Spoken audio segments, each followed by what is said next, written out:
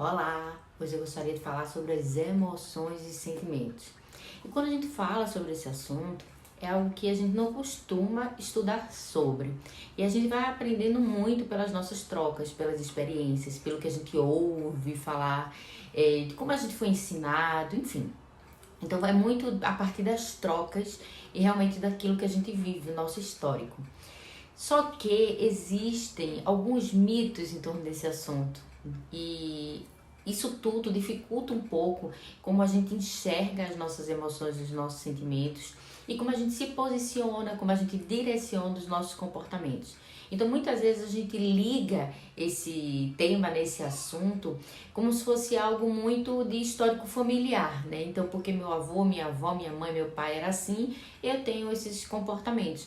Mas na verdade, eu vou falar um pouquinho aqui com qual é o papel dessas emoções, desses sentimentos. O grande equívoco é crermos que existem emoções que são boas e emoções que são ruins. Então a gente tende, né, por exemplo, a raiva, né? A gente acha que a raiva é uma emoção ruim, que a gente não deve sentir, né? Deixa lá pra lá. A tristeza, né? Então quando alguém tá triste, geralmente a gente diz, não fique triste, não chore, para que isso, né? Então quando criança a gente diz, não chora que é feio, olha como você fica bonito sorrindo, alegre, feliz. E a gente começa a ter falas e posturas, obviamente, no melhor dos sentidos, no melhor dos interesses, que é acolher, que é abraçar, que é minimizar a dor, mas a gente acaba direcionando uma fala que faz com que a gente cresça com essas falsas crenças, né? Com essas inverdades em relação às emoções e sentimentos. As emoções, elas trazem pra gente um direcionamento do que a gente deve, né? De como é que a gente deve direcionar os nossos comportamentos. Então a tristeza, ela geralmente faz com que a gente fique mais recluso, que a gente fique mais conectado consigo mesmo, que a gente fique mais reflexivo. Isso tudo é necessário porque a partir da tristeza a gente consegue dar uma pausa, a gente consegue realmente pensar sobre determinadas situações, a gente passa a repensar, a gente passa a trazer novas possibilidades de escolhas a partir dali. Então, a raiva também muitas vezes faz o quê? Nos impulsiona a tomar determinadas decisões que a gente não tomaria, faz com que a gente reflita também e olhe por uma percepção, de repente, de indignação, né? Pra gente sair daquela inércia, daquele papel mais passivo. Então, nós precisamos aprender logo aí de início, de pronto, que todas as emoções e sentimentos, eles são positivos, necessários e benéficos.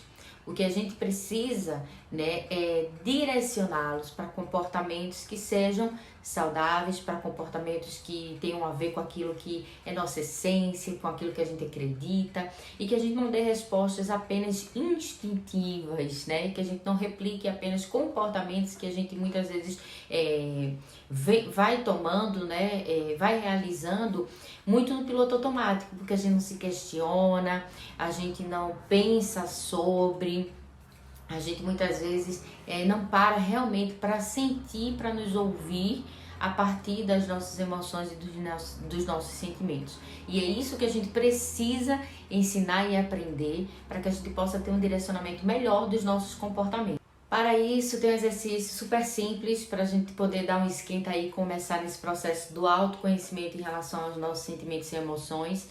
Eu convido, né, você a descrever o que você sente, o que acontece, né, no campo dos pensamentos, no fisiológico, e o que você geralmente, como você tende geralmente a se comportar em meio a cada emoção. Como é que você tende a se comportar em meio à raiva? O que é que você sente fisicamente? Quais são os pensamentos que acomete lá a sua mente quando você está com raiva? Faz isso aí também com a tristeza, faz isso aí com a alegria, faz com medo, faz com nojo. E aí você vai começar a se perceber e a se enxergar em meio a cada emoção. Por que fazer isso, Rebeca? Quanto mais a gente se conhecer em como a gente tende, né, a sentir, a se comportar e a pensar em meio a cada emoção, vai fazer com que a gente enxergue aqueles gatilhos que muitas vezes nos tira do eixo. Então, por exemplo, quando eu tô com muita raiva, o que é que tende a acontecer no meu corpo? Eu começo a sentir aquele queimor, né?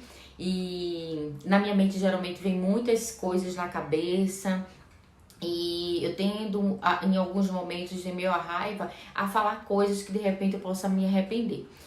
Então, eu era bem assim nesse comportamento, tá? Mas quando eu identifiquei como eu agia, eu pensava, eu me sentia em meio à raiva, eu comecei a conseguir administrar melhor o meu comportamento. Quer dizer, eita, tá esquentando o corpo, tá vindo um monte aqui de coisas na mente, então é hora de eu respirar e tomar o controle da situação.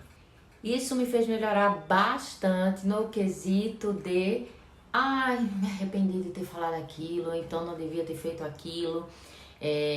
Principalmente na relação mais voltada à questão dos relacionamentos mais íntimos, né, digamos assim. Então, pra mim foi um salto que eu nunca imaginei que eu poderia melhorar tanto nessa área.